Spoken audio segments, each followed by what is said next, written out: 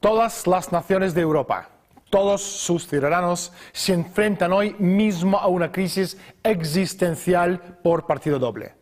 El sistema de euro y todo el sistema financiero transatlántico han entrado en un proceso de desintegración total de la economía. No es una crisis, tampoco una recesión, ni siquiera una depresión, sino una desintegración. La pregunta es, ¿podemos pararlo?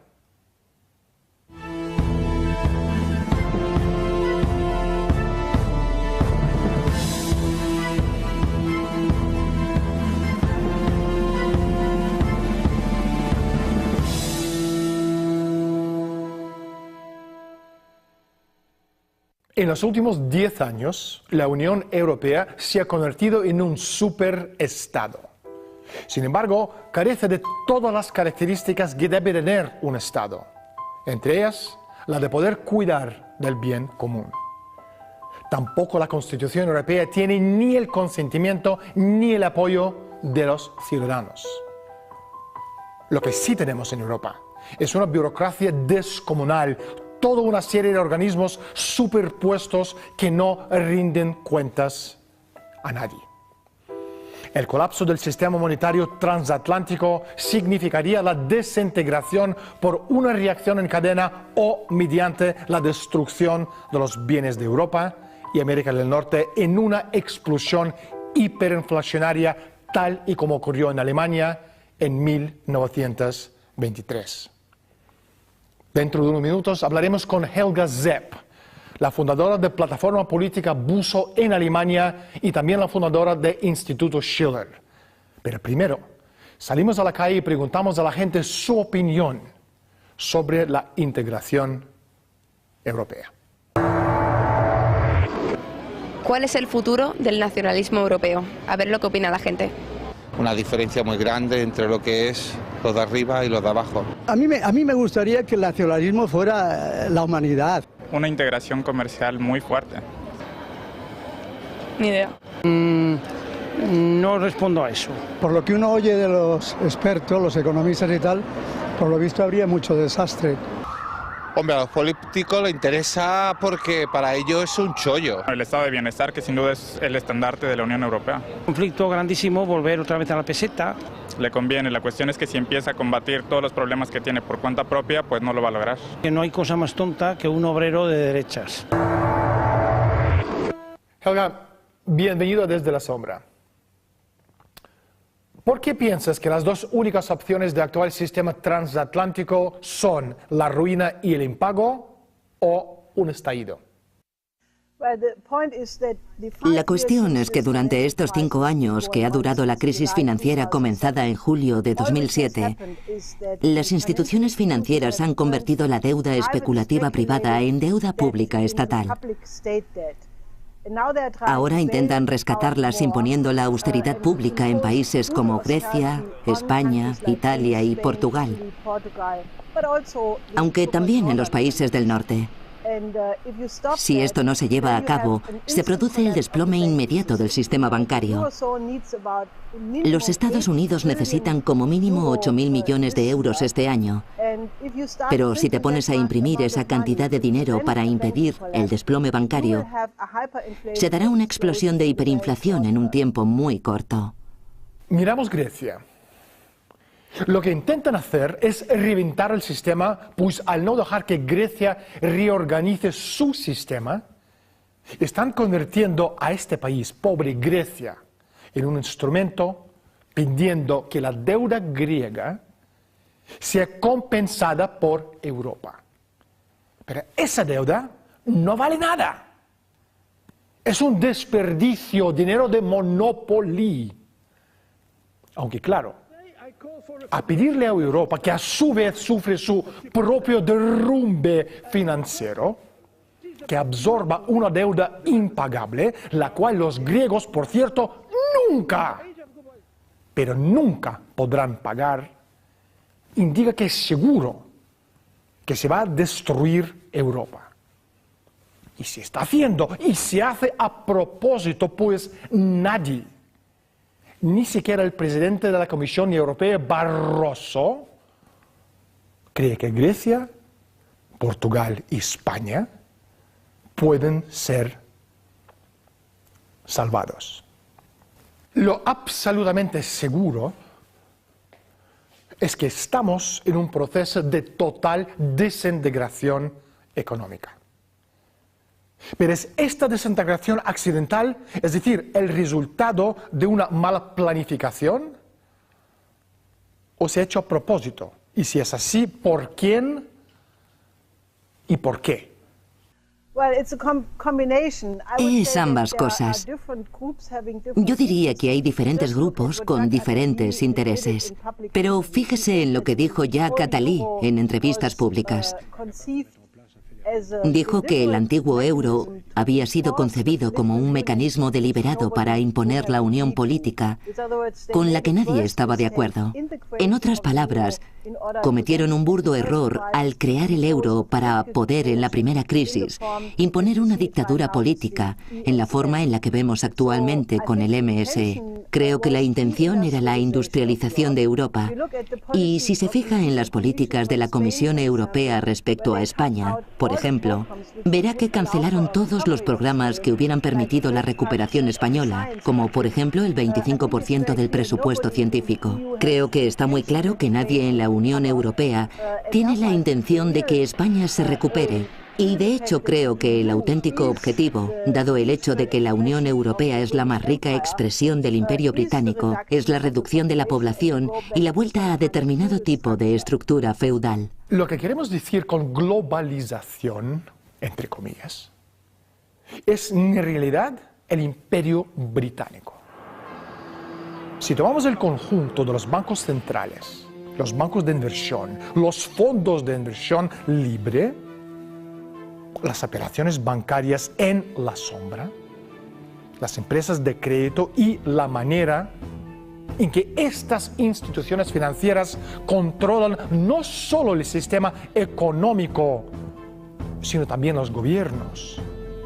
Y añadimos a todo esto los Commonwealths y los mercenarios privados que constituyen actualmente los ejércitos. Tenemos al Imperio Británico bajo otra forma, pero sigue siendo el Imperio Británico. Helga, esta crisis tiene ya 5 años y en todo este tiempo los gobiernos de G20 han sido incapaces de tomar la menor medida para regular el sistema bancario. ¿Por qué crees que los gobiernos parecen menos poderosos que las instituciones financieras de estos mismos estados? Si recordamos los años 30 y 40 en Francia, vemos que existe un fenómeno llamado sinarquía. Incluso hay un estatuto de la sinarquía en el que se afirma que las instituciones financieras se aseguran de que ningún político llegue jamás a un alto cargo si no está al servicio de los intereses de la banca, sobre todo en un momento de crisis. Tienen que estar absolutamente seguros de que no servirán al bien común.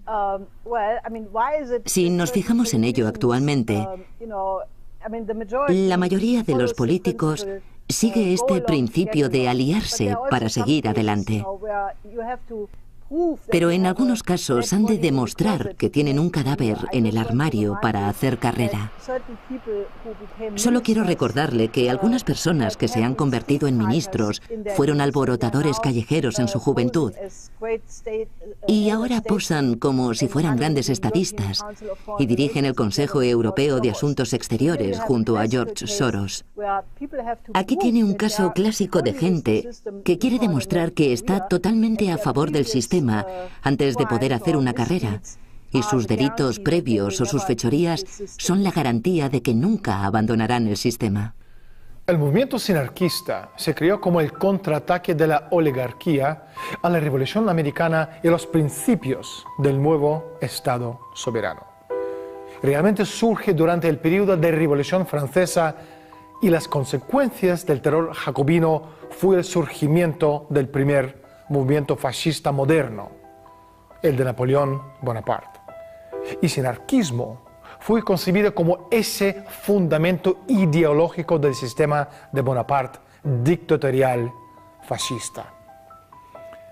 Durante el siglo XX, el sinarquismo era una especie de pantano general en el que surgió el fascismo italiano y el nacionalsocialismo alemán.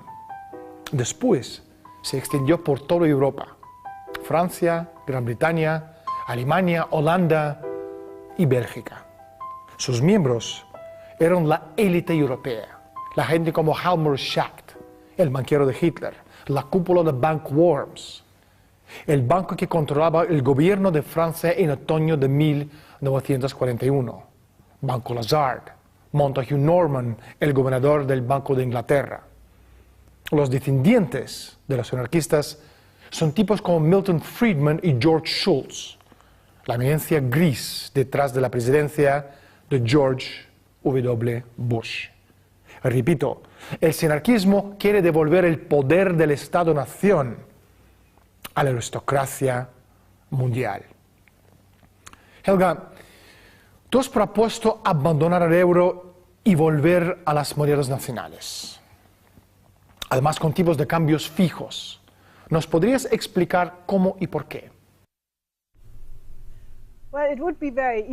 Sería muy fácil, igual que lo fue pasar de las monedas nacionales al euro. Sería muy fácil volver a las monedas nacionales. Lo único que hace falta es basarse en las existencias e intereses de cada país participante en la zona euro y cancelar los tratados, desde el de Maastricht al de Lisboa. Luego se vuelve a la soberanía de la propia moneda y de la propia economía.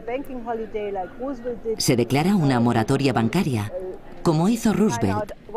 Se investiga cuáles son los activos en las cuentas de los bancos. Se marcan los billetes con una especie de tinta magnética y se impone un control de los cambios durante un corto espacio de tiempo. Luego se pasa a la nueva moneda. De esta manera se podría relanzar la economía real. No obstante, habría que combinar esto con unos tipos de cambio fijos en el sistema crediticio. Uno de los peligros de todo el entramado de la Unión Europea es el Tratado de Lisboa, que reemplazó a la Constitución Europea. Un truco sofisticado para hacer el monstruo de Lisboa aún más apetecible ha sido el presentarlo como una base necesaria de la identidad europea para contrarrestar la agresiva y negativa influencia norteamericana sobre los demás continentes. Sin embargo, esto es un timo con cebo deliberado, al mismo tiempo que se va definiendo claramente una fusión entre la Comunidad Europea y la OTAN. El movimiento de la expansión hacia el este de ambos es evidente que lo que tenemos es una estrategia un tanto imperialista de confrontación con China y con Rusia, algo que estas dos naciones han entendido bien durante bastante tiempo. Helga, tú defiendes la aplicación de la ley Glass-Steagall. ¿En qué consiste la ley Glass-Steagall y por qué es tan importante? Eso es lo que hizo Franklin D. Roosevelt en respuesta a la crisis de los años 1929 a 1933, sencillamente separando los bancos comerciales de los bancos de inversión. Lo que tenemos que hacer hoy en día es exactamente lo que hizo Roosevelt en el 33. El Estado debe garantizar la banca comercial para que pueda ofrecer créditos a la economía real. Los bancos de inversión deben imprimir sus cuentas en orden, sin ventajas fiscales o paquetes de rescate, o sea, sin tener acceso a los activos de ahorro de los bancos comerciales.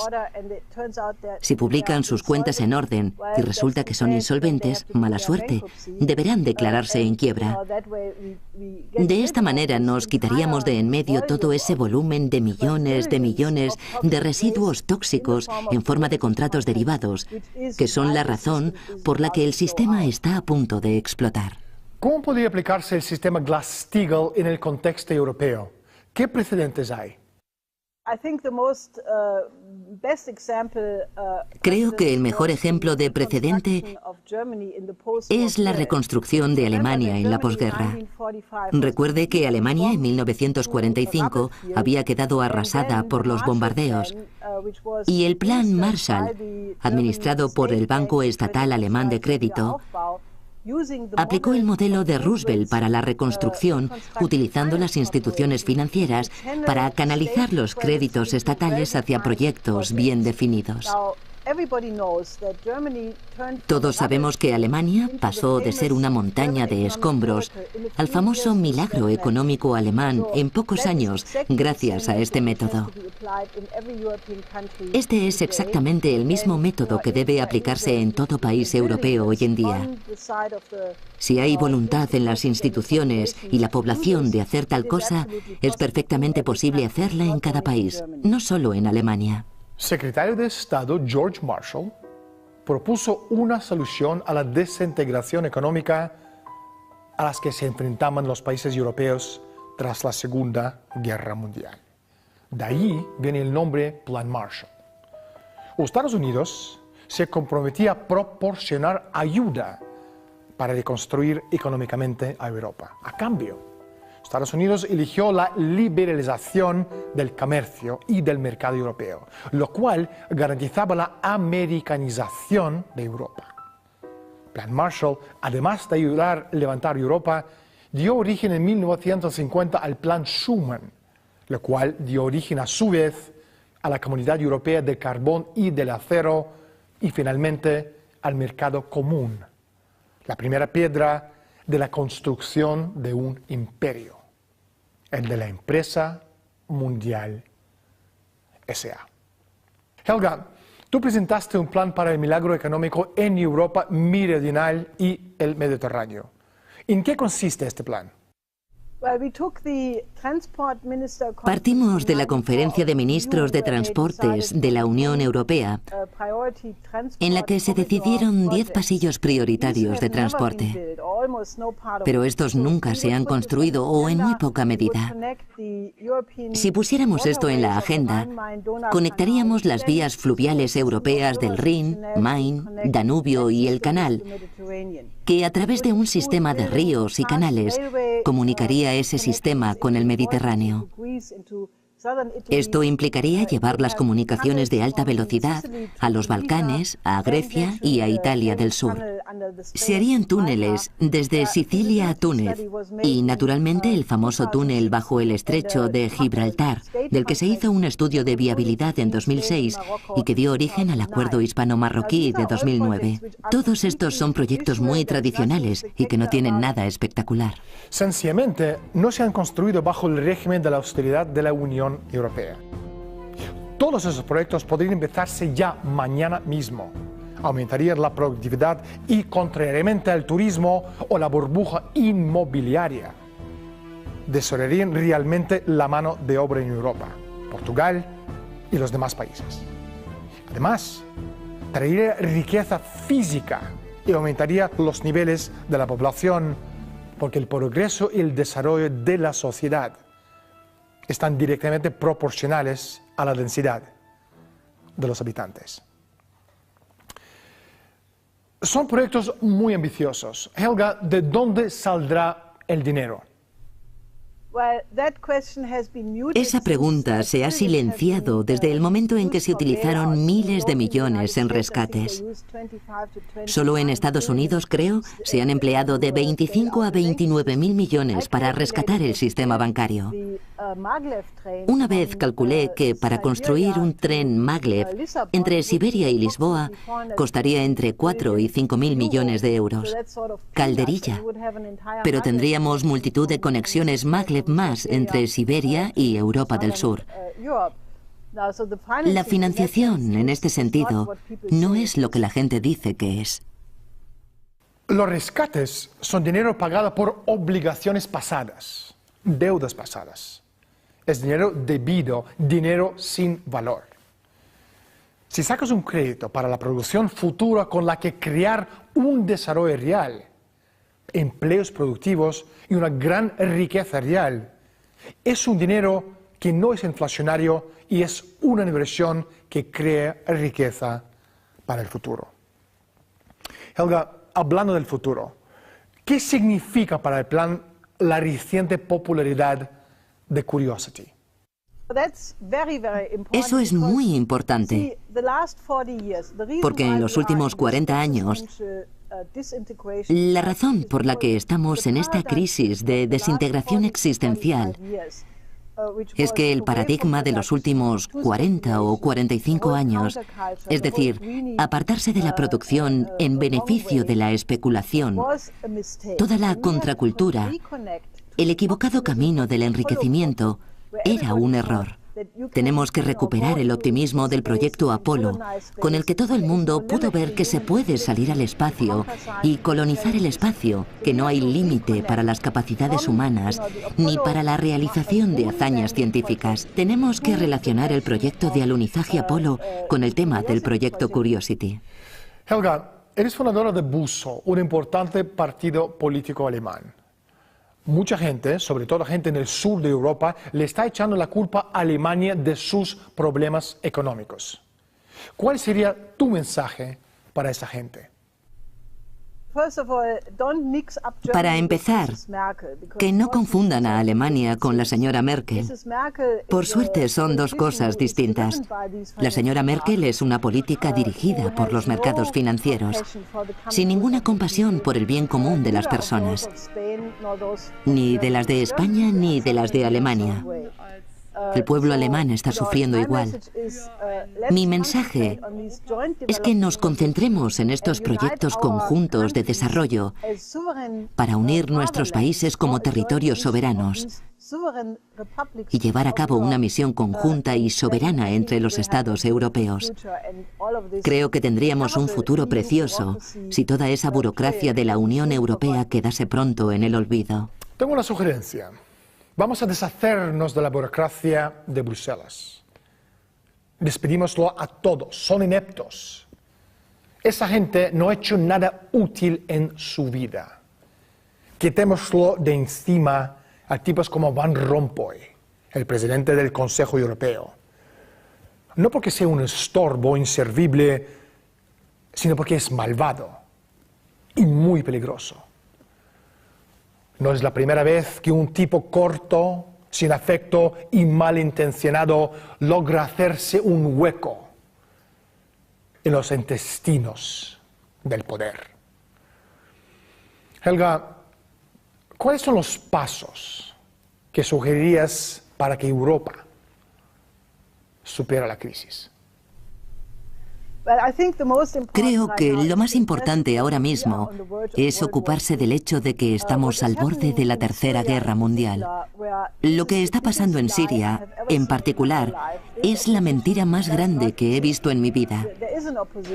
Ese tipo de oposición no existe. Hay una oposición, pero pacifista. Lo que pasa es que los rebeldes están siendo financiados y organizados de manera militar por países extranjeros. Los Estados Unidos y varios países de la OTAN. Esto amenaza con desencadenar una posible guerra nuclear con Rusia y China. Tenemos que reconocer a toda costa que necesitamos un cambio de paradigma. No podemos seguir solucionando los problemas de la Tierra con medidas geopolíticas y con la guerra. Tenemos que reemplazar esto por los objetivos comunes de la humanidad. Se acabó el tiempo. Muchas gracias por estar con nosotros.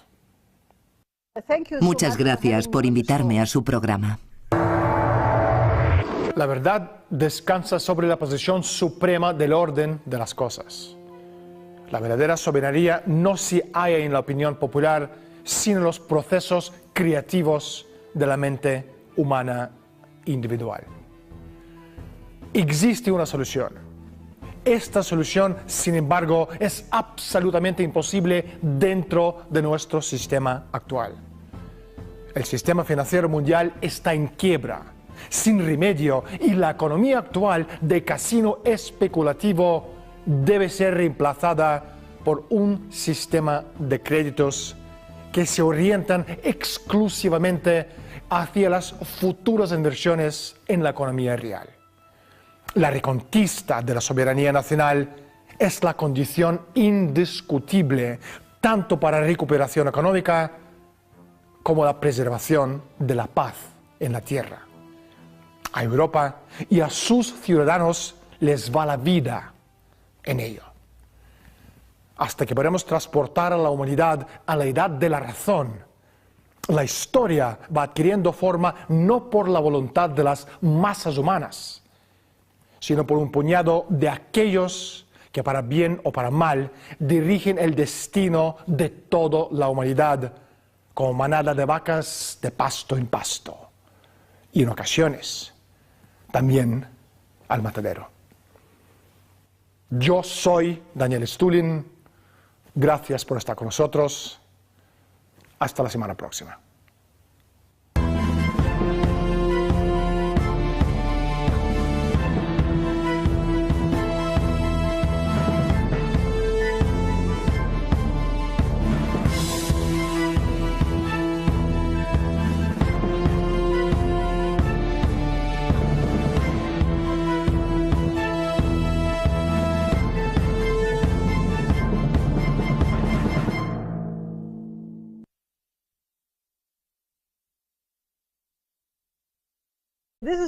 Eso es lo que hizo Franklin D. Roosevelt en respuesta a la crisis de los años 1929 a 1933, sencillamente separando los bancos comerciales de los bancos de inversión.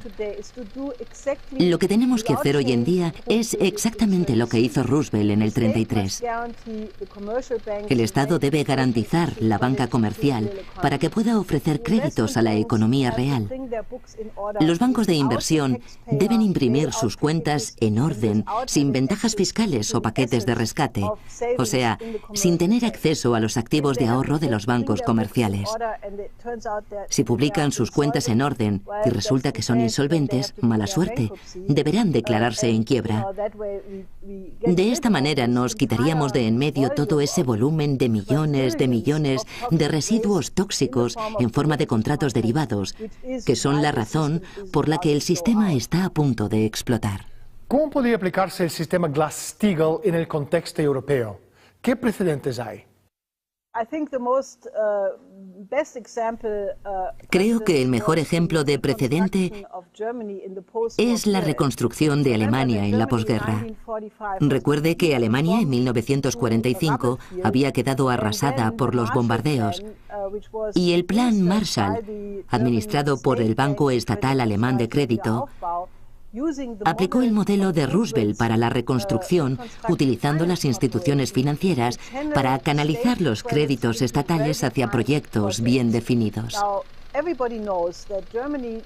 Todos sabemos que Alemania pasó de ser una montaña de escombros al famoso milagro económico alemán en pocos años gracias a este método. Este es exactamente el mismo método que debe aplicarse en todo país europeo hoy en día. Si hay voluntad en las instituciones y la población de hacer tal cosa, es perfectamente posible hacerla en cada país, no solo en Alemania.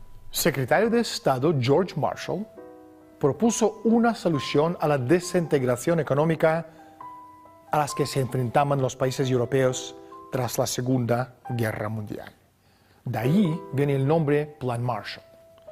Los Estados Unidos se comprometía a proporcionar ayuda para reconstruir económicamente a Europa. A cambio, Estados Unidos eligió la liberalización del comercio y del mercado europeo, lo cual garantizaba la americanización de Europa. Plan Marshall, además de ayudar a levantar Europa, dio origen en 1950 al Plan Schuman, lo cual dio origen a su vez a la Comunidad Europea del Carbón y del Acero y finalmente al Mercado Común, la primera piedra de la construcción de un imperio, el de la Empresa Mundial S.A. Helga, tú presentaste un plan para el milagro económico en Europa meridional y el Mediterráneo. ¿En qué consiste este plan? Partimos de la Conferencia de Ministros de Transportes de la Unión Europea, en la que se decidieron 10 pasillos prioritarios de transporte. Pero estos nunca se han construido o en muy poca medida. Si pusiéramos esto en la agenda, conectaríamos las vías fluviales europeas del Rin, Main, Danubio y el Canal, que a través de un sistema de ríos y canales comunicaría ese sistema con el Mediterráneo. Esto implicaría llevar las comunicaciones de alta velocidad a los Balcanes, a Grecia y a Italia del Sur. Se harían túneles desde Sicilia a Túnez y, naturalmente, el famoso túnel bajo el estrecho de Gibraltar, del que se hizo un estudio de viabilidad en 2006 y que dio origen al acuerdo hispano-marroquí de 2009. Todos estos son proyectos muy tradicionales y que no tienen nada espectacular. Sencillamente, no se han construido bajo el régimen de la austeridad de la Unión Europea. Todos esos proyectos podrían empezarse ya mañana mismo. Aumentarían la productividad y, contrariamente al turismo o la burbuja inmobiliaria, desarrollarían realmente la mano de obra en Europa. Portugal y los que absorba una deuda impagable, la cual los griegos, por cierto, nunca podrán pagar, indica que es seguro que se va a destruir Europa. Y se está haciendo, y se hace a propósito, pues nadie, ni siquiera el presidente de la Comisión Europea, Barroso, cree que Grecia, Portugal y España pueden ser salvados. Lo absolutamente seguro es que estamos en un proceso de total desintegración económica. Pero es esta desintegración accidental, es decir, el resultado de una mala planificación, o se ha hecho a propósito. Y si es así, ¿por quién y por qué? Es ambas cosas. Yo diría que hay diferentes grupos con diferentes intereses. Pero fíjese en lo que dijo Jacques Attali en entrevistas públicas. Dijo que el antiguo euro había sido concebido como un mecanismo deliberado para imponer la unión política con la que nadie estaba de acuerdo. En otras palabras, cometieron un burdo error al crear el euro para poder, en la primera crisis, imponer una dictadura política en la forma en la que vemos actualmente con el MSE. Creo que la intención era la industrialización de Europa. Y si se fija en las políticas de la Comisión Europea respecto a España, por ejemplo, verá que cancelaron todos los programas que hubieran permitido la recuperación española, como por ejemplo el 25% del presupuesto científico. Creo que está muy claro que nadie en la Unión Europea tiene la intención de que España se recupere. Y de hecho creo que el auténtico objetivo, dado el hecho de que la Unión Europea es la más rica expresión del Imperio Británico, es la reducción de la población y la vuelta a determinado tipo de estructura feudal. Lo que queremos decir con globalización, entre comillas, es en realidad el Imperio Británico.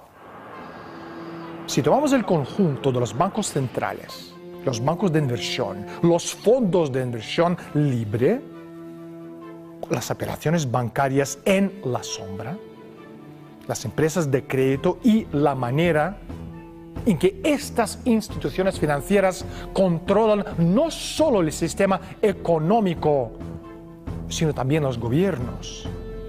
Y añadimos a todo esto los Commonwealths y los mercenarios privados que constituyen actualmente los ejércitos. Tenemos al Imperio Británico bajo otra forma, pero sigue siendo el Imperio Británico. Helga, esta crisis tiene ya 5 años y en todo este tiempo los gobiernos de G20 han sido incapaces de tomar la menor medida para regular el sistema bancario. ¿Por qué crees que los gobiernos parecen menos poderosos que las instituciones financieras de estos mismos estados. Si recordamos los años 30 y 40 en Francia, vemos que existe un fenómeno llamado sinarquía.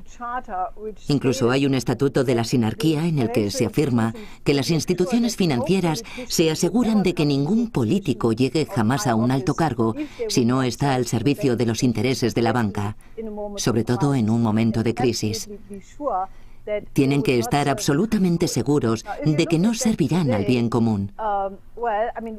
Si nos fijamos en ello actualmente, la mayoría de los políticos sigue este principio de aliarse para seguir adelante. Pero en algunos casos han de demostrar que tienen un cadáver en el armario para hacer carrera.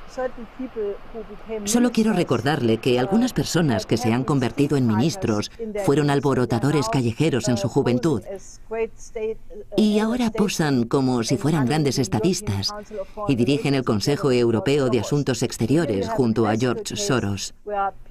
Aquí tiene un caso clásico de gente que quiere demostrar que está totalmente a favor del sistema antes de poder hacer una carrera, y sus delitos previos o sus fechorías son la garantía de que nunca abandonarán el sistema. El movimiento sinarquista se creó como el contraataque de la oligarquía a la Revolución Americana y a los principios del nuevo Estado soberano. Realmente surge durante el periodo de Revolución Francesa y las consecuencias del terror jacobino fue el surgimiento del primer movimiento fascista moderno, el de Napoleón Bonaparte. Y sinarquismo fue concebido como ese fundamento ideológico del sistema de Bonaparte dictatorial fascista. Durante el siglo XX, el sinarquismo era una especie de pantano general en el que surgió el fascismo italiano y el nacionalsocialismo alemán. Después se extendió por toda Europa: Francia, Gran Bretaña, Alemania, Holanda y Bélgica. Sus miembros eran la élite europea, la gente como Helmut Schacht, el banquero de Hitler, la cúpula de Bank Worms, el banco que controlaba el gobierno de Francia en otoño de 1941, Banco Lazard, Montague Norman, el gobernador del Banco de Inglaterra. Los descendientes de los anarquistas son tipos como Milton Friedman y George Shultz, la eminencia gris detrás de la presidencia de George W. Bush. Repito, el sinarquismo quiere devolver el poder del Estado-nación a la aristocracia mundial. Helga, tú has propuesto abandonar el euro y volver a las monedas nacionales, además con tipos de cambios fijos. ¿Nos podrías explicar cómo y por qué?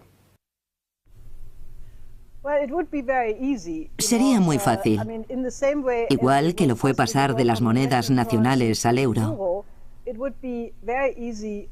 Sería muy fácil volver a las monedas nacionales. Lo único que hace falta es basarse en las existencias e intereses de cada país participante en la zona euro y cancelar los tratados, desde el de Maastricht al de Lisboa. Luego se vuelve a la soberanía de la propia moneda y de la propia economía. Se declara una moratoria bancaria, como hizo Roosevelt. Se investiga cuáles son los activos en las cuentas de los bancos. Se marcan los billetes con una especie de tinta magnética y se impone un control de los cambios durante un corto espacio de tiempo. Luego se pasa a la nueva moneda. De esta manera se podría relanzar la economía real. No obstante, habría que combinar esto con unos tipos de cambio fijos en el sistema crediticio. Uno de los peligros de todo el entramado de la Unión Europea es el Tratado de Lisboa, que reemplazó a la Constitución Europea. Un truco sofisticado para hacer el monstruo de Lisboa aún más apetecible ha sido el presentarlo como una base necesaria de la identidad europea para contrarrestar la agresiva y negativa influencia norteamericana sobre los demás continentes. Sin embargo, esto es un timo con cebo deliberado. al mismo tiempo que se va definiendo claramente una fusión entre la Comunidad Europea y la OTAN. El movimiento de la expansión hacia el este de ambos es evidente.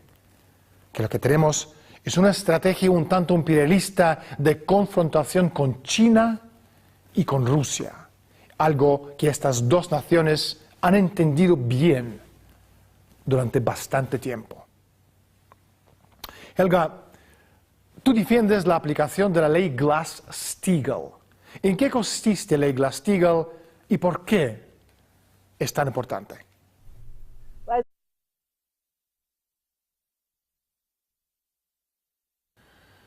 Todas las naciones de Europa, todos sus ciudadanos se enfrentan hoy mismo a una crisis existencial por partido doble.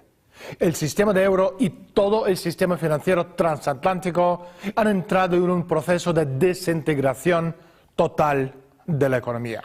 No es una crisis, tampoco una recesión, ni siquiera una depresión, sino una desintegración. La pregunta es, ¿podemos pararlo?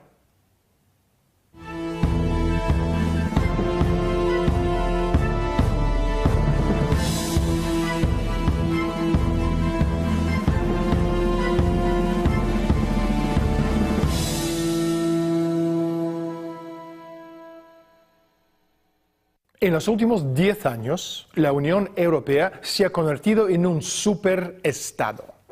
Sin embargo, carece de todas las características que debe tener un Estado, entre ellas la de poder cuidar del bien común. Tampoco la Constitución Europea tiene ni el consentimiento ni el apoyo de los ciudadanos. Lo que sí tenemos en Europa es una burocracia descomunal, toda una serie de organismos superpuestos que no rinden cuentas a nadie. El colapso del sistema monetario transatlántico significaría la desintegración por una reacción en cadena o mediante la destrucción de los bienes de Europa y América del Norte en una explosión hiperinflacionaria tal y como ocurrió en Alemania en 1923. Dentro de unos minutos hablaremos con Helga Zepp, la fundadora de Plataforma Política Buso en Alemania y también la fundadora de Instituto Schiller. Pero primero, salimos a la calle y preguntamos a la gente su opinión sobre la integración europea. ¿Cuál es el futuro del nacionalismo europeo? A ver lo que opina la gente. Una diferencia muy grande entre lo que es lo de arriba y lo de abajo. A mí me gustaría que el nacionalismo fuera la humanidad. Una integración comercial muy fuerte. Ni idea. No respondo a eso. Por lo que uno oye de los expertos, los economistas y tal, por lo visto habría mucho desastre. Hombre, a los políticos les interesa porque para ellos es un chollo. El estado de bienestar, que sin duda es el estandarte de la Unión Europea. Conflicto grandísimo, volver otra vez a la peseta. Le conviene, la cuestión es que si empieza a combatir todos los problemas que tiene por cuenta propia, pues no lo va a lograr. Que no hay cosa más tonta que un obrero de derechas. Helga, bienvenido desde la sombra. ¿Por qué piensas que las dos únicas opciones del actual sistema transatlántico son la ruina y el impago o un estallido? La cuestión es que durante estos 5 años que ha durado la crisis financiera comenzada en julio de 2007, las instituciones financieras han convertido la deuda especulativa privada en deuda pública estatal. Ahora intentan rescatarlas imponiendo la austeridad pública en países como Grecia, España, Italia y Portugal, aunque también en los países del norte. Si esto no se lleva a cabo, se produce el desplome inmediato del sistema bancario. Los Estados Unidos necesitan como mínimo 8.000 millones de euros este año. Pero si te pones a imprimir esa cantidad de dinero para impedir el desplome bancario, se dará una explosión de hiperinflación en un tiempo muy corto. Miramos Grecia.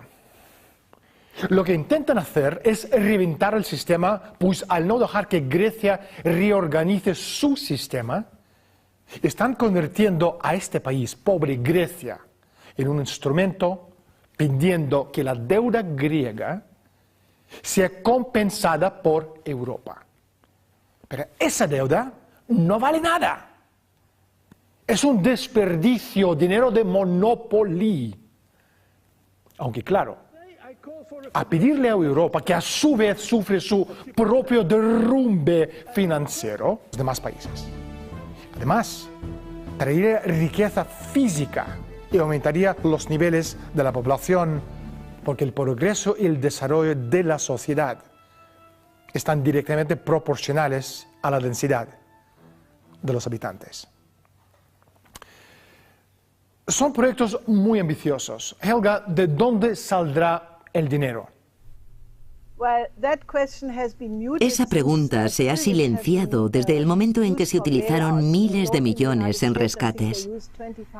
Solo en Estados Unidos, creo, se han empleado de 25 a 29 mil millones para rescatar el sistema bancario. Una vez calculé que para construir un tren maglev entre Siberia y Lisboa costaría entre 4 y 5 mil millones de euros. Calderilla. Pero tendríamos multitud de conexiones maglev más entre Siberia y Europa del Sur. La financiación, en este sentido, no es lo que la gente dice que es. Los rescates son dinero pagado por obligaciones pasadas, deudas pasadas. Es dinero debido, dinero sin valor. Si sacas un crédito para la producción futura con la que crear un desarrollo real, empleos productivos y una gran riqueza real, es un dinero que no es inflacionario y es una inversión que crea riqueza para el futuro. Helga, hablando del futuro, ¿qué significa para el plan la reciente popularidad de Curiosity? Eso es muy importante, porque en los últimos 40 años, la razón por la que estamos en esta crisis de desintegración existencial es que el paradigma de los últimos 40 o 45 años, es decir, apartarse de la producción en beneficio de la especulación, toda la contracultura, el equivocado camino del enriquecimiento, era un error. Tenemos que recuperar el optimismo del proyecto Apolo, con el que todo el mundo pudo ver que se puede salir al espacio y colonizar el espacio, que no hay límite para las capacidades humanas ni para la realización de hazañas científicas. Tenemos que relacionar el proyecto de alunizaje Apolo con el tema del proyecto Curiosity. Helga, eres fundadora de BUSO, un importante partido político alemán. Mucha gente, sobre todo gente en el sur de Europa, le está echando la culpa a Alemania de sus problemas económicos. ¿Cuál sería tu mensaje para esa gente? Para empezar, que no confundan a Alemania con la señora Merkel. Por suerte son dos cosas distintas. La señora Merkel es una política dirigida por los mercados financieros, sin ninguna compasión por el bien común de las personas, ni de las de España ni de las de Alemania. El pueblo alemán está sufriendo igual. Mi mensaje es que nos concentremos en estos proyectos conjuntos de desarrollo para unir nuestros países como territorios soberanos y llevar a cabo una misión conjunta y soberana entre los Estados europeos. Creo que tendríamos un futuro precioso si toda esa burocracia de la Unión Europea quedase pronto en el olvido. Tengo una sugerencia. Vamos a deshacernos de la burocracia de Bruselas. Despedímoslo a todos, son ineptos. Esa gente no ha hecho nada útil en su vida. Quitémoslo de encima a tipos como Van Rompuy, el presidente del Consejo Europeo.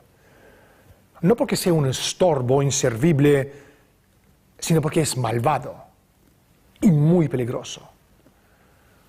No es la primera vez que un tipo corto, sin afecto y malintencionado logra hacerse un hueco en los intestinos del poder. Helga, ¿cuáles son los pasos que sugerirías para que Europa supere la crisis? Creo que lo más importante ahora mismo es ocuparse del hecho de que sus delitos previos o sus fechorías son la garantía de que nunca abandonarán el sistema. El movimiento sinarquista se creó como el contraataque de la oligarquía a la Revolución Americana y a los principios del nuevo Estado soberano. Realmente surge durante el periodo de Revolución Francesa y las consecuencias del terror jacobino fue el surgimiento del primer movimiento fascista moderno, el de Napoleón Bonaparte. Y sinarquismo fue concebido como ese fundamento ideológico del sistema de Bonaparte dictatorial fascista. Durante el siglo XX, el sinarquismo era una especie de pantano general en el que surgió el fascismo italiano y el nacionalsocialismo alemán. Después se extendió por toda Europa, Francia, Gran Bretaña, Alemania, Holanda y Bélgica. Sus miembros eran la élite europea, la gente como Helmut Schacht, el banquero de Hitler, la cúpula de Bank Worms, el banco que controlaba el gobierno de Francia en otoño de 1941, Banco Lazard, Montague Norman, el gobernador del Banco de Inglaterra. Los descendientes de los anarquistas son tipos como Milton Friedman y George Shultz, la eminencia gris detrás de la presidencia de George W. Bush.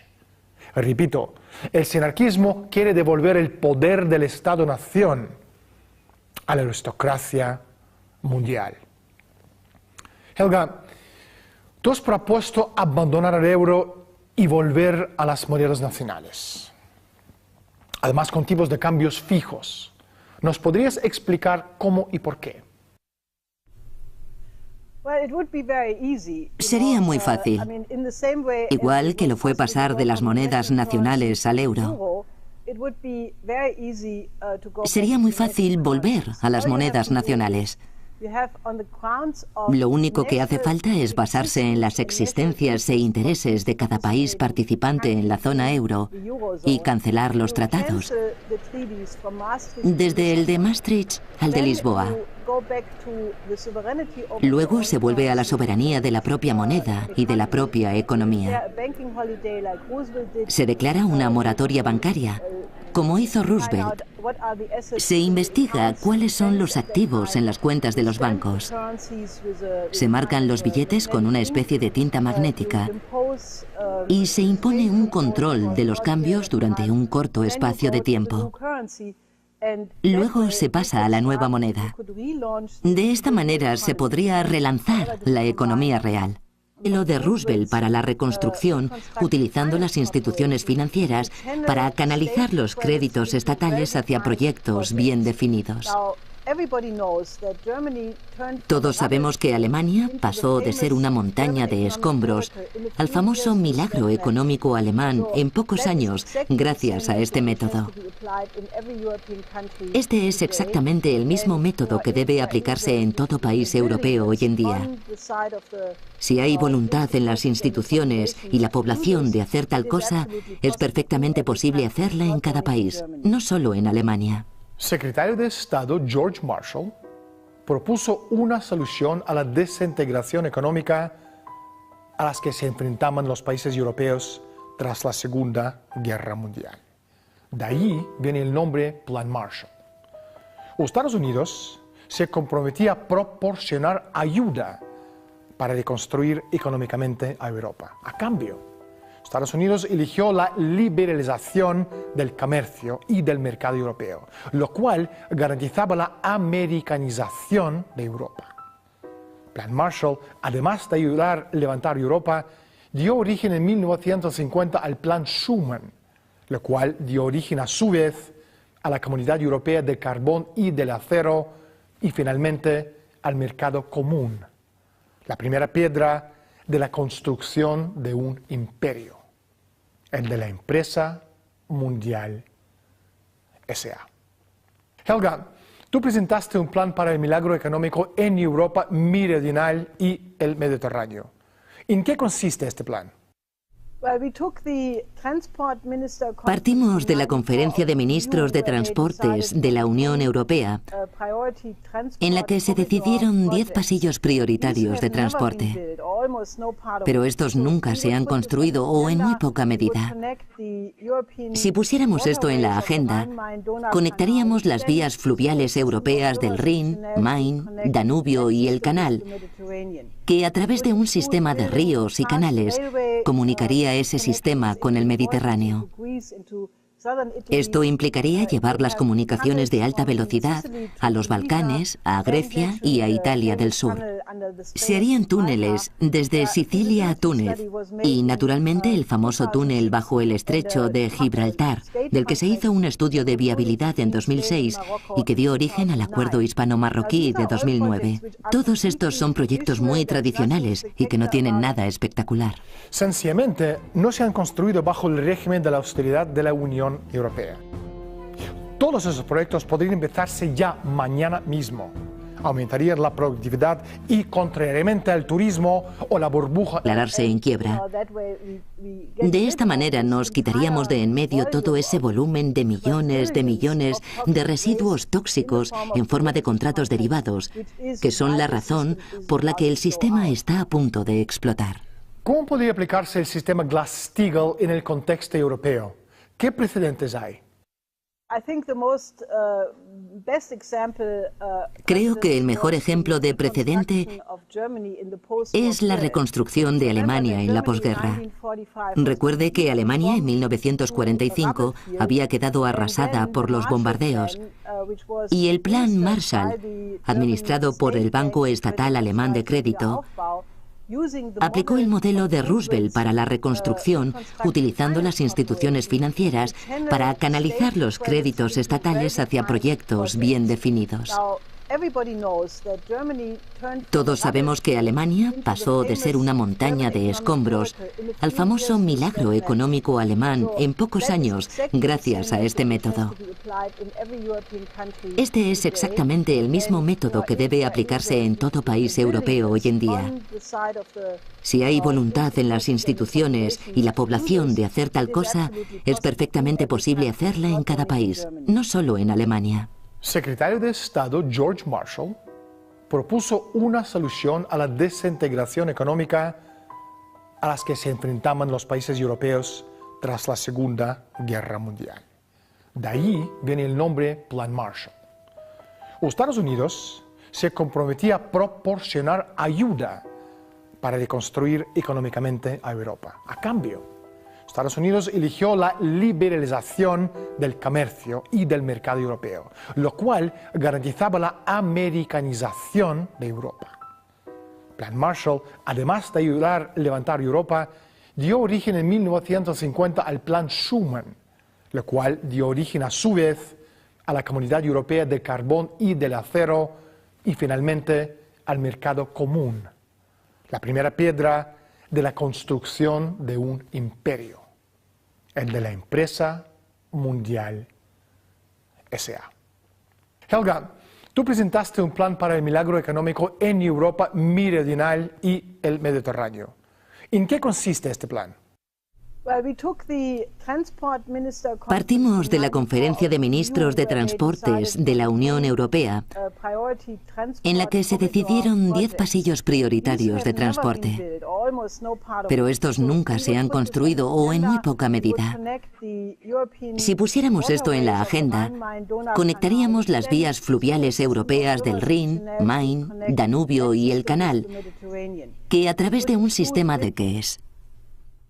Los rescates son dinero pagado por obligaciones pasadas, deudas pasadas. Es dinero debido, dinero sin valor.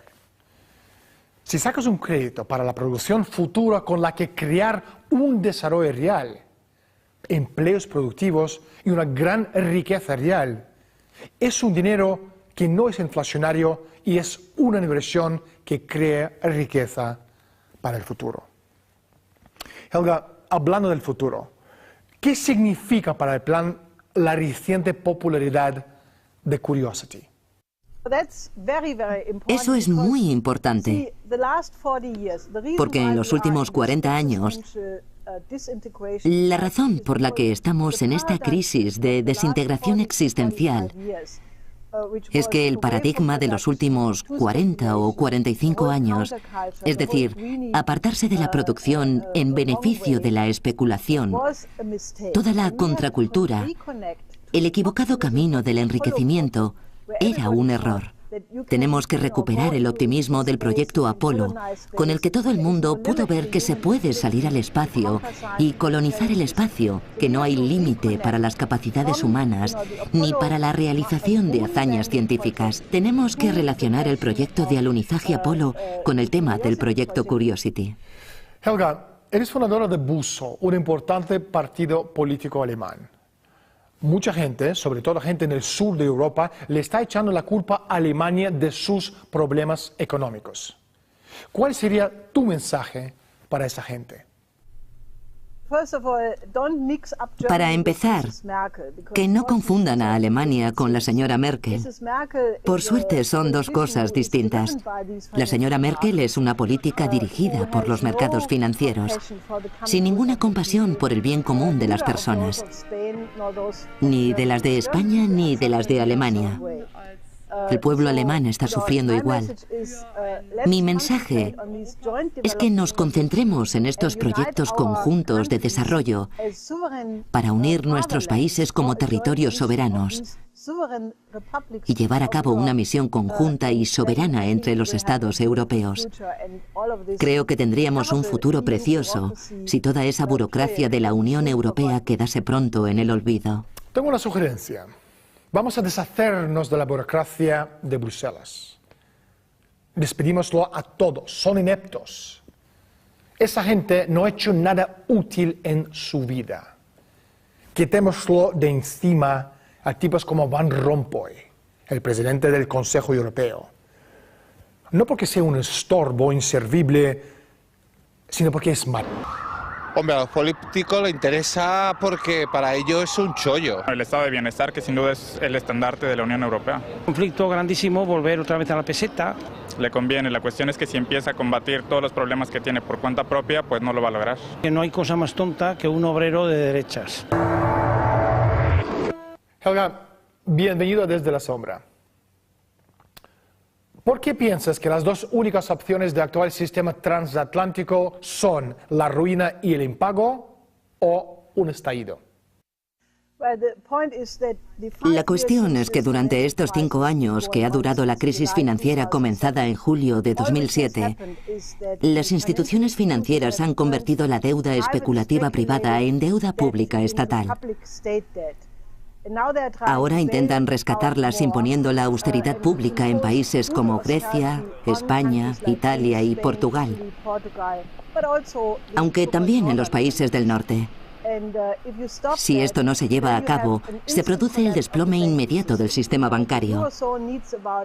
Los Estados Unidos necesitan como mínimo 8.000 millones de euros este año.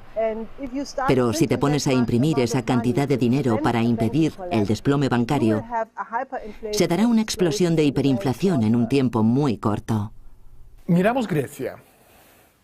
Lo que intentan hacer es reventar el sistema, pues al no dejar que Grecia reorganice su sistema, están convirtiendo a este país, pobre Grecia, en un instrumento pidiendo que la deuda griega sea compensada por Europa.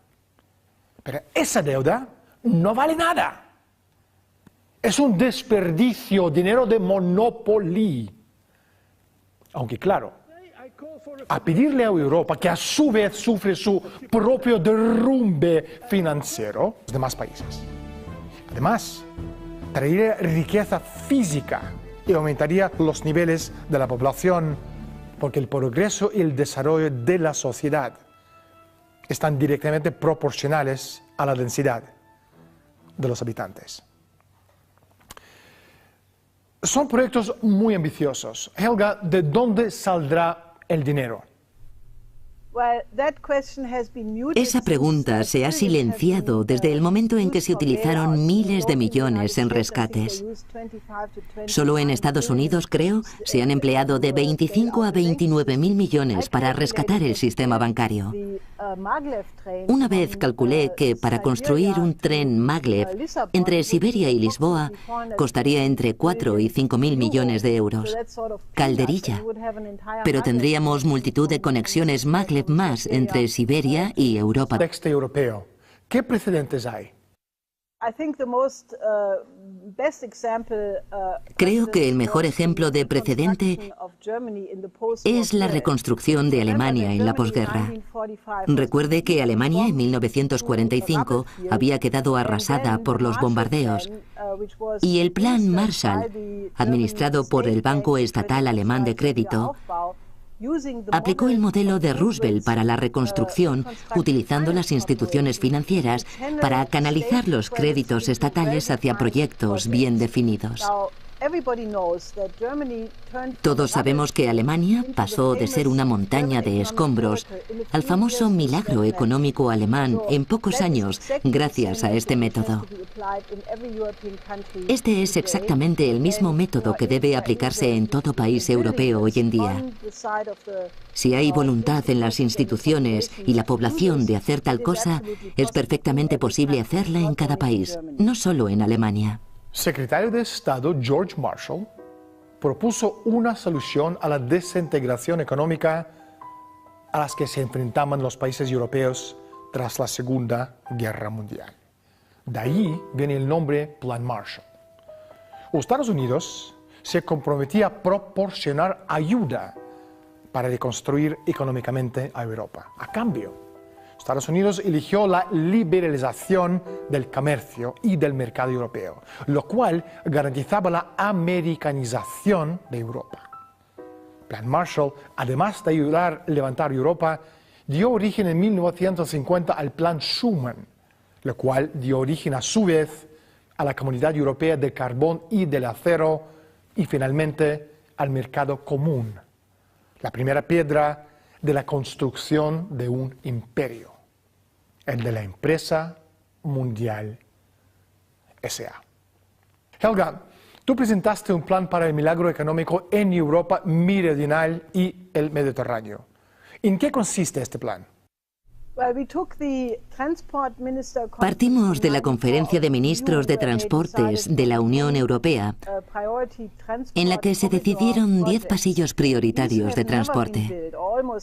Pero estos nunca se han construido o en muy poca medida. Si pusiéramos esto en la agenda, conectaríamos las vías fluviales europeas del Rin, Main, Danubio y el Canal, que a través de un sistema de ríos y canales comunicaría ese sistema con el Mediterráneo. Esto implicaría llevar las comunicaciones de alta velocidad a los Balcanes, a Grecia y a Italia del Sur. Se harían túneles desde Sicilia a Túnez y, naturalmente, el famoso túnel de la paz en la tierra.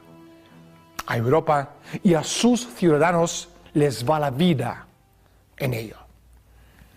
Hasta que podamos transportar a la humanidad a la edad de la razón, la historia va adquiriendo forma no por la voluntad de las masas humanas, sino por un puñado de aquellos que para bien o para mal dirigen el destino de toda la humanidad como manada de vacas de pasto en pasto y en ocasiones también al matadero.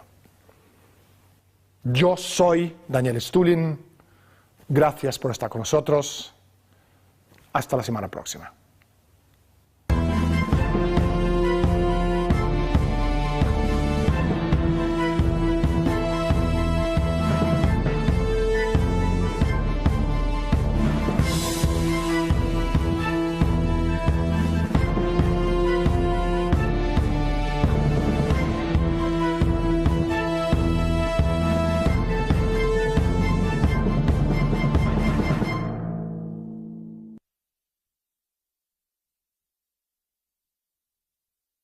Eso es lo que hizo Franklin D. Roosevelt en respuesta a la crisis de los años 1929 a 1933, sencillamente separando los bancos comerciales de los bancos de inversión.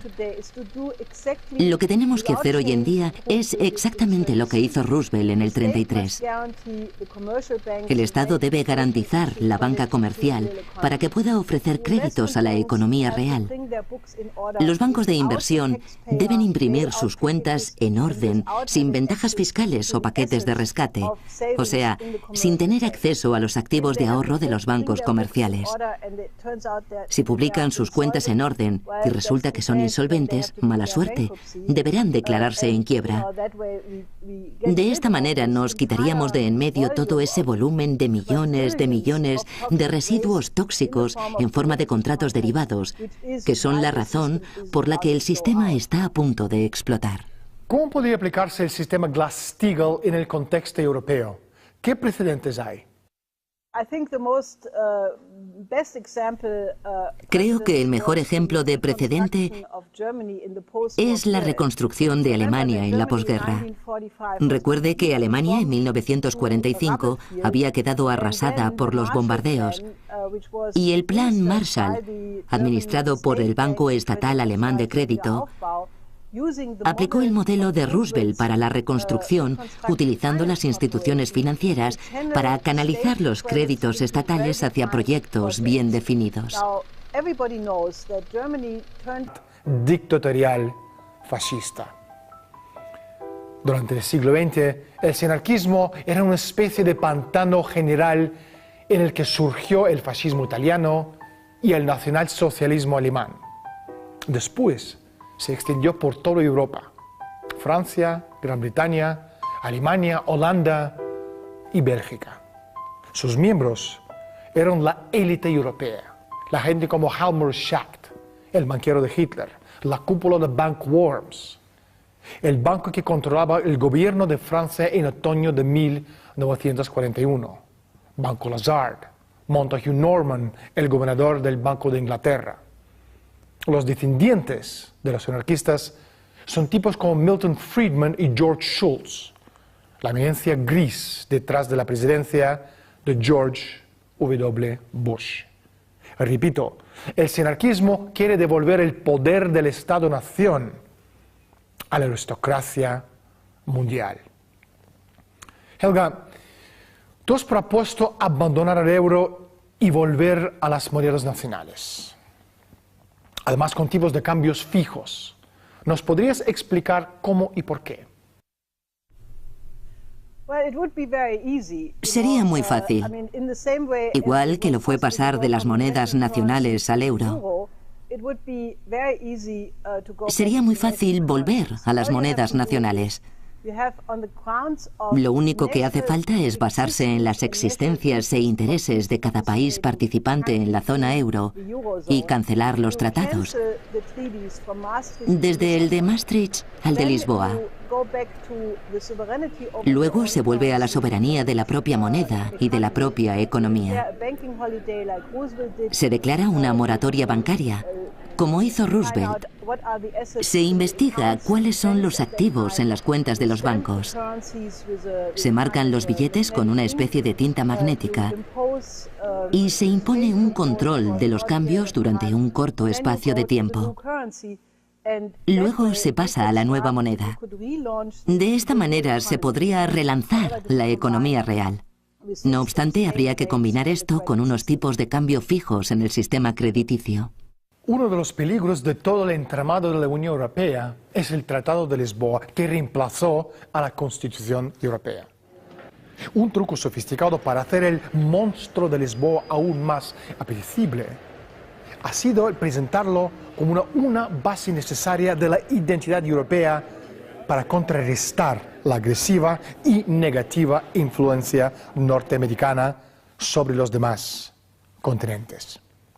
Sin embargo, esto es un timo concepto del bien común. Tampoco la Constitución Europea tiene ni el consentimiento ni el apoyo de los ciudadanos. Lo que sí tenemos en Europa es una burocracia descomunal, toda una serie de organismos superpuestos que no rinden cuentas a nadie. El colapso del sistema monetario transatlántico significaría la desintegración por una reacción en cadena o mediante la destrucción de los bienes de Europa y América del Norte en una explosión hiperinflacionaria tal y como ocurrió en Alemania en 1923. Dentro de unos minutos hablaremos con Helga Zepp, la fundadora de Plataforma Política Buso en Alemania y también la fundadora de Instituto Schiller. Pero primero, salimos a la calle y preguntamos a la gente su opinión sobre la integración europea. ¿Cuál es el futuro del nacionalismo europeo? A ver lo que opina la gente. Una diferencia muy grande entre lo que es lo de arriba y lo de abajo. A mí me gustaría que el nacionalismo fuera la humanidad. Una integración comercial muy fuerte. Ni idea. No respondo a eso. Por lo que uno oye de los expertos, los economistas y tal, por lo visto habría mucho desastre. Hombre, a los políticos les interesa porque para ellos es un chollo. El estado de bienestar, que sin duda es el estandarte de la Unión Europea. Conflicto grandísimo, volver otra vez a la peseta. Le conviene, la cuestión es que si empieza a combatir todos los problemas que tiene por cuenta propia, pues no lo va a lograr. Que no hay cosa más tonta que un obrero de derechas. Helga, bienvenido desde la sombra. ¿Por qué piensas que las dos únicas opciones del actual sistema transatlántico son la ruina y el impago o un estallido? La cuestión es que durante estos 5 años que ha durado la crisis financiera comenzada en julio de 2007, las instituciones financieras han convertido la deuda especulativa privada en deuda pública estatal. Ahora intentan rescatarlas imponiendo la austeridad pública en países como Grecia, España, Italia y Portugal, aunque también en los países del norte. Si esto no se lleva a cabo, se produce el desplome inmediato del sistema bancario. Los Estados Unidos necesitan como mínimo 8.000 millones de euros este año. Pero si te pones a imprimir esa cantidad de dinero para impedir el desplome bancario, se dará una explosión de hiperinflación en un tiempo muy corto. Miramos Grecia. Lo que intentan hacer es reventar el sistema, pues al no dejar que Grecia reorganice las operaciones bancarias en la sombra, las empresas de crédito y la manera en que estas instituciones financieras controlan no solo el sistema económico, sino también los gobiernos. Y añadimos a todo esto los Commonwealths y los mercenarios privados que constituyen actualmente los ejércitos. Tenemos al Imperio Británico bajo otra forma, pero sigue siendo el Imperio Británico. Helga, esta crisis tiene ya 5 años. Y en todo este tiempo los gobiernos de G20 han sido incapaces de tomar la menor medida para regular el sistema bancario. ¿Por qué crees que los gobiernos parecen menos poderosos que las instituciones financieras de estos mismos estados? Si recordamos los años 30 y 40 en Francia, vemos que existe un fenómeno llamado sinarquía. Incluso hay un estatuto de la sinarquía en el que se afirma que las instituciones financieras se aseguran de que ningún político llegue jamás a un alto cargo si no está al servicio de los intereses de la banca, sobre todo en un momento de crisis. Tienen que estar absolutamente seguros de que no servirán al bien común. Si nos fijamos en ello actualmente, la mayoría de los políticos sigue este principio de aliarse para seguir adelante. Pero en algunos casos han de demostrar que tienen un cadáver en el armario para hacer carrera. Solo quiero recordarle que algunas personas que se han convertido en ministros fueron alborotadores callejeros en su juventud y ahora posan como si fueran grandes estadistas y dirigen el Consejo Europeo de Asuntos Exteriores junto a George Soros. Aquí tiene un caso clásico de gente que quiere demostrar que está totalmente a favor del sistema antes de poder hacer una carrera, y sus delitos previos o sus fechorías son la garantía de que nunca abandonarán el sistema. El movimiento sinarquista se creó como el contraataque de la oligarquía a la Revolución Americana y a los principios del nuevo Estado soberano. Realmente surge durante el periodo de Revolución Francesa y las consecuencias del terror jacobino fue el surgimiento del primer movimiento fascista moderno, el de Napoleón Bonaparte. Y sinarquismo se extendió por toda Europa, Francia, Gran Bretaña, Alemania, Holanda y Bélgica. Sus miembros eran la élite europea, la gente como Helmut Schacht, el banquero de Hitler, la cúpula de Bank Worms, el banco que controlaba el gobierno de Francia en otoño de 1941. Banco Lazard, Montague Norman, el gobernador del Banco de Inglaterra. Los descendientes de los anarquistas son tipos como Milton Friedman y George Shultz, la eminencia gris detrás de la presidencia de George W. Bush. Repito, el sinarquismo quiere devolver el poder del Estado-nación a la aristocracia mundial.